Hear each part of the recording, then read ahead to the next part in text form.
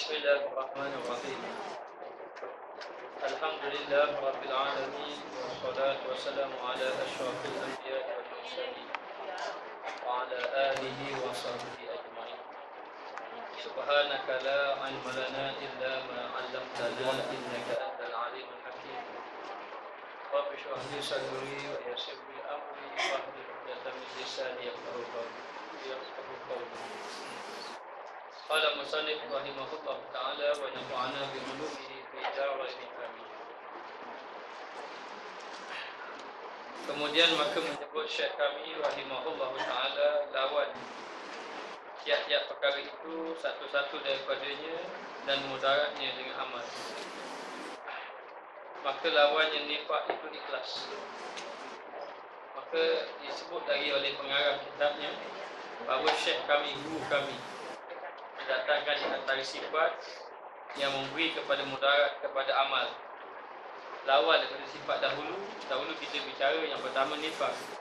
Nifaq ini berpura-pura, maka nifaq itu lawannya ikhlas. Seorang yang melakukan amal ibadat semata-mata hanya kerana Allah, itu dipanggil ikhlas, dan tidak dengan tujuan yang lain. Maka sesiapa yang melakukan amal ibadat tapi dengan tujuan yang lain, itu belum lagi ikhlas. Maka bila belum ikhlas, dibimbangin dia jatuh dalam nifaq. Nifaq ini di antara sifat munafik. Jadi nifaq ini, kalau kata munafik itu munafik akidah, itu memang kufur. Tetapi yang dikatakan nifaq ini adalah munafik amal, yang seseorang itu buat amal tidak ikhlas kepada Allah Subhanahu wa taala. Yang ini ikhlas bagi amal, yang ini melakukan amal dalam keadaan ikhlas semata-mata kerana Allah. Ia bukan amal untuk dapat pujian. Ada orang dia itu ceritakan oleh Hasan al-Basri, seorang yang pergi ke masjid dengan tujuan supaya orang puji dia, dengan tujuan orang kata dia solat. Lalu dia boleh pergi awal, sebelum waktu dia pergi, sebelum maknanya, dan balik lewat. Pergi awal, balik lewat, buat amal ibadat. Berlangsung selama 7 bulan begitu. Tapi akhirnya dia kecewa kerana orang bukan puji dia, orang cela. Orang pun cela dia, orang kata dia ni tunjuk-tunjuk lebar, tunjuk buat baik saja. Jadi bila dia nak pujian, dia tak dapat pujian, maka dia kecewa. Bila kecewa, dia pun teringat, dia kata mungkin niat dia ni tak betul. Lalulah dia pun betulkan niat dia, kali ni bukan kerana pujian. Tak kira lah, dia pun buat amal ibadat. Tapi dia terus datang awal, balik lewat macam biasa. Dan tidak ada niat dah supaya orang kata, orang puji dia, orang kata dia bagus, tak ada. Semata-mata kerana Allah, lalu orang puji dia. Orang puji dia ketika mana dia sudah tidak mahu lagi pujian, orang puji dia. Ketika mana dia ingin pujian, orang cela dia. Jadi nak beritahu bahawa amal ibadat seseorang tadi yang ikhlas, dia tidak ada bersangkutan dengan makhluk. Maka orang yang ikhlas ini dia tidak terkesan dengan pujian dan kejian. Kita ini terkesan dengan pujian, terkesan dengan kejian. Kadang-kadang bila orang puji kita semangat, bila orang keji kita lemah semangat. Maknanya kita pun tidak bersemangat. Sedangkan orang yang melakukan amal ikhlas kerana Allah Ta'ala ini, dia sekali-kali tidak dipanggil wala yakhafu laumata laim, tidak takut celaan orang yang mencela. Khalid Al-Walid dia ada jawatan dia tinggi. Jawatan dia adalah ketua panglima perang. Pada zaman Sayyidina Umar Al-Khattab, Sayyidina Umar Al-Khattab pecat dia dalam keadaan dia tidak ada salah pun. Tak ada buat salah, tak ada buat apa-apa, pecat dia. Maka ketika itu ramailah orang tak puas hati dengan Sayyidina Umar Al-Khattab kerana memecat Khalid Al-Walid. Ketika itu orang cuba nak memberontak, kumpul ramai-ramai nak buat pemberontakan ataupun nak buat musuhan ke, tak kira lah, nak lawan dengan Sayyidina Umar, tak setuju. Tapi dilarang oleh Khalid Al-Walid kerana mengatakan bahawa dia ini buat kerja ni bukan kerana jawatan, tapi kerana Allah Ta'ala. Dia seorang yang sangat ikhlas, dan dia menjadi tentera biasa saja, yang sebelum pada ini menjadi panglima perang. Jadi kalau orang yang ikhlas mata-mata kerana Allah, Dia buat kerja kerana Allah, bukan kerana pangkat. Maka tak ada jawatan hilang pun tak apa. Maknanya tambah ngamuk-ngamuk, tambah balau-balau. Maknanya ni orang yang ikhlas kerana Allah. Kalau buat bukan ikhlas kerana Allah, dia nak sesuatu, bila dia tak dapat sesuatu, maka dia pun akan maknanya marah dan sebagainya. Maka kita beramal begitu juga. Kita beramal ni biar ikhlas semata-mata kerana Allah. Lawan nifak itu ikhlas bagi amal, yakni ikhlas dalam amalnya, yakni bukan kerana semata-mata makhluk. Orang yang ikhlas ini dia melakukan amal ibadat dalam keadaan dia lebih suka ibadatnya tidak diketahui oleh orang daripada orang ibadatnya diketahui oleh orang lain. Dan dia mampu menyembunyikan ibadatnya sebagaimana dia menyembunyikan kejahatannya. Maknanya, jadi kita ini kadang-kadang kejahatan kita boleh menyembunyikan, tapi kebaikan tak boleh nak sembunyi, tak boleh nak beritahu. Maka disuruh kepada kita agar melakukan amal ibadat semata-mata ikhlas kerana Allah Ta'ala. Dan lawan dia, lawan riya itu ikhlas menuntut pahala Allah Subhanahu Wa Ta'ala. Kalau riya buat amal ibadat kerana makhluk, supaya makhluk tengok dia, supaya makhluk tengok dia. Jadi bila makhluk tengok dia, akan datang dalam hati dia bahawa dia ni orang yang soleh, bahawa orang tahu bahawa dia ni soleh, dia ni baik. Maka dia buat tadi supaya orang lain tengok. Ini satu penyakit. Amal ibadat yang kita buat ini, kalau kita suka orang lain tengok perbuatan kita ini, boleh membawa kepada riya ataupun buat ibadat menunjuk kepada makhluk. Maka dalam keadaan macam itu, disuruh kepada kita ini agar ikhlas kepada Allah, ikhlas menuntut pahala Allah Ta'ala, maka mencari pahala Allah. Bagi orang awam, kita ibadat untuk mencari pahala Allah itu masih lagi dalam ikhlas. Hanya ikhlas, orang kata ikhlas pekat rendah lah. Masih lagi ikhlas. Jadi maka kita buat amal ibadat. Contohnya kita dapat tahu pahalanya besar. Bangun malam besar, puasa sunat besar, baca Quran pahala besar. Lalu kita buat ibadat kerana menuntut pahala yang besar di sisi Allah Ta'ala tadi. Dengan mengetahui akan kelebihan fadilat pahala tadi, kita jadi semangat. Seorang yang buat amal ibadat ini, maknanya dia mengejar pahala. Maka mengejar pahala itu boleh, tidak ada masalah. Maka dikira ikhlas lagi daripada mengejar pujian manusia. Kalau mengejar pujian manusia, maka ini tak dapat pahala. Tapi kalau mengejar pahala, dapat pahala. Seperti dia mengetahui amal ibadat ini besar pahalanya di sisi Allah. Umpama puasa, umpama baca Quran dan sebagainya, maka dia pun baca Quran sebanyak-banyaknya, berpuasa serajin-rajinnya kerana ingin mencari pahala Allah, maka ia dibenarkan oleh syarak. Dengar tak ni?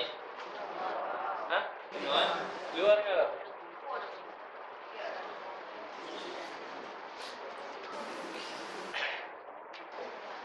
Dan lawan taklid itu, iaitu menunggalkan ibadat bagi Allah Subhanahu Wa Ta'ala.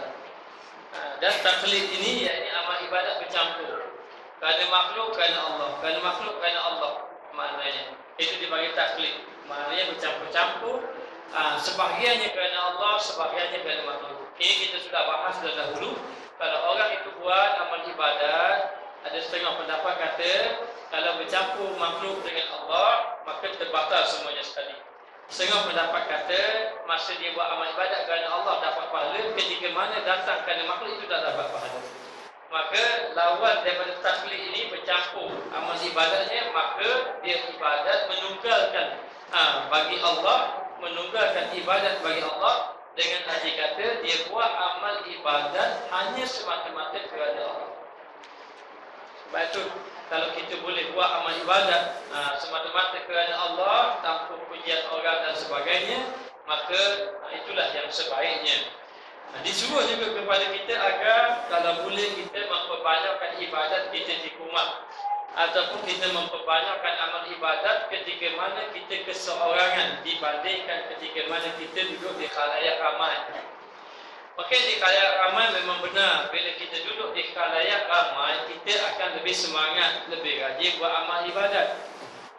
Tetapi kita kena latih juga diri kita kalau boleh ketika mana kita keseorangan. Seperti kita duduk dalam rumah saja kita buat amal ibadat, dan kita buat amal ibadat ketika keseorangan itu lebih banyak daripada kita buat amal ibadat di khalayak ramai. Ini menunjukkan bahawa amal ibadat seseorang itu amal ibadat yang boleh menunggalkan hanya kepada Allah, maknanya hanya kepada Allah, tidak ada makhluk. Sebab itu setengah-setengah orang-orang saleh, wali-wali Allah, mereka itu suka mengasingkan diri. Bahkan setengahnya ada rumah, dalam rumahnya ada bilik khusus untuk beribadat. Kita tak, kita buat bilik TV, tak se. Bilik ni khas tengok TV. Maknanya bukan khusus ibadat.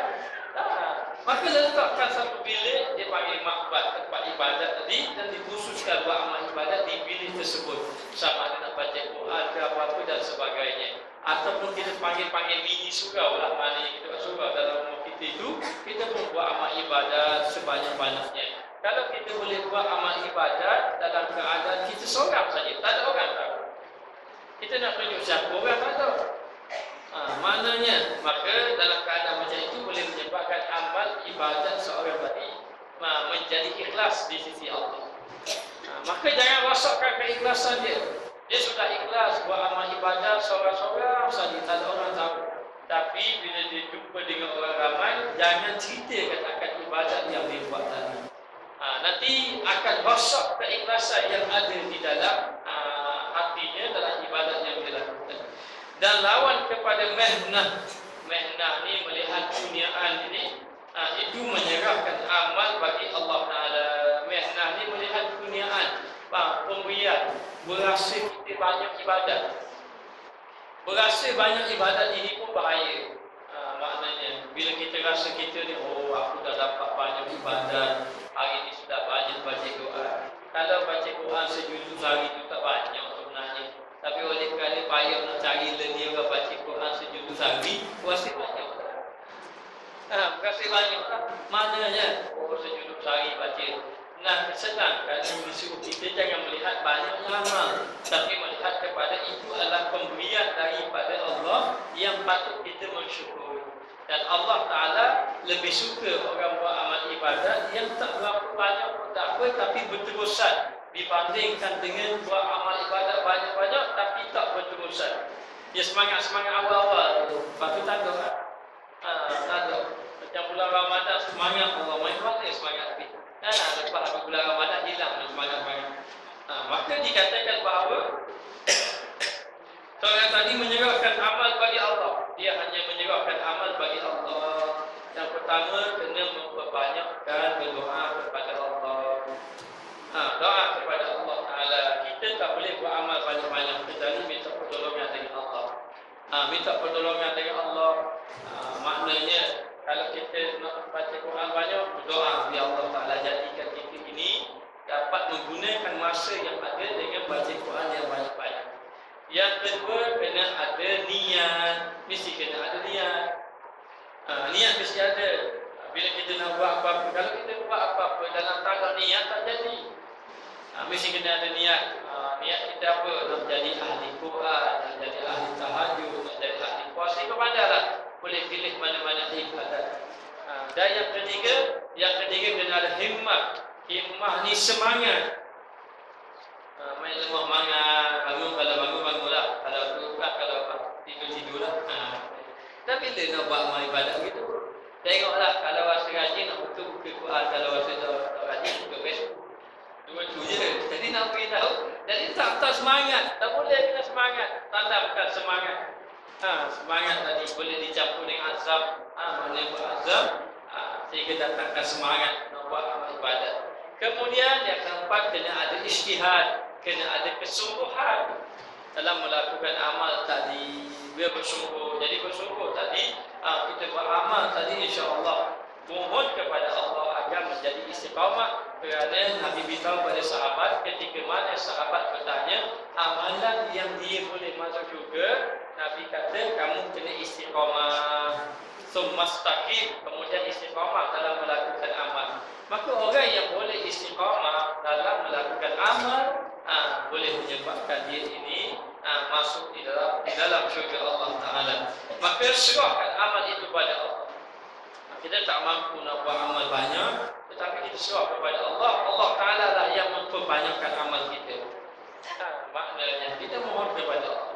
Sebab tu orang yang hebat ini orang yang banyak berdoa sebenarnya. Bukan sekadar doa saja, berdoa dan bekerja, dia banyakkan doa. Supaya Allah Ta'ala beri kemenangan kepadanya. Tengok Nabi dalam perang Badar. Nabi berdoa sampai tak tidur malam, berdoa bersungguh-sungguh. Akhirnya Allah Ta'ala beri kemenangan juga kepada baginda Rasulullah SAW. Lalu dikatakan bahawa menyerahkan amal bagi Allah Ta'ala dan lawan azab. Apa makna azab? Azab ni maknanya menyakiti hati orang. Kalau kita bersedekah, kita buat nyakit hati dia. Kita pun beri ke dia, kita pun kata sebaik aku ada. Kalau aku tak tahu, maknanya aku berdana lah kamu. Macam-macam lah kata dengan kata-kata yang buruk. Maka ini kata-kata yang buruk ini, azab ini menyakiti hati orang. Ini tidak boleh. Ingat, kita jangan menyakiti hati orang. Umpama kita beri sedekah, umpama kita buat baik, kita ukir-ukirkan, itu tidak boleh. Wala tubtilu sadaqatikum bil manni wal adha. Jangan kamu batalkan pahala sedekah kamu dengan ungkit-ungkit. Bil manni maknanya ungkit-ungkit, wal adha menyakiti hati orang. Maka sebenarnya menyakiti hati orang itu tidak boleh. Kerana nanti kata orang yang benar-benar Islam ini, yang beriman ini, selamat orang mukmin yang lain daripada lidahnya dan juga daripada perkataannya. Maka kita tak boleh menyakiti hati orang. Jadi kalau kita menyakiti hati orang, nanti menyebabkan amal kita tadi akan jadi rosak. Maka lawan azab tadi, lawan kepada azab menyakiti orang tadi, dipeliharakan akan amalnya dengan dijagakan amal. Kalaulah kita ini nak buat amal ibadat, maka jaga, jangan rosakkan amal. Dengan kita menyakiti, kita mengungkit, nak ungkit jangan ungkit. Maknanya ungkit ini menyebabkan amal kita terbatal. Sama ada ungkit dengan kebaikan kita buat. Kita ungkit tapi ungkit kebaikan kita buat. Kamu tahu tu, dengan sabit aku ajarmu lah kamu jadi pandai gini contohnya. Kalau tak ada aku, jahillah kamu. Ini ungkit kebaikan dia buat. Ungkit kebaikan dia buat. Maka ungkit kebaikan buat ini membatalkan kebaikan yang telah dia buat. Jadi nanti sia-sia saja yang dia buat amal ibadat. Sedangkan dia buat amal itu sudah banyak bertahun-tahun tu. Mana ada makhluk memberi kesan Allah Ta'ala belaka. Maknanya. Dan begitu juga ungkit kejahatan. Mula dulu yang buat kaku dulu, baru ungkit kejahatan dia buat dulu.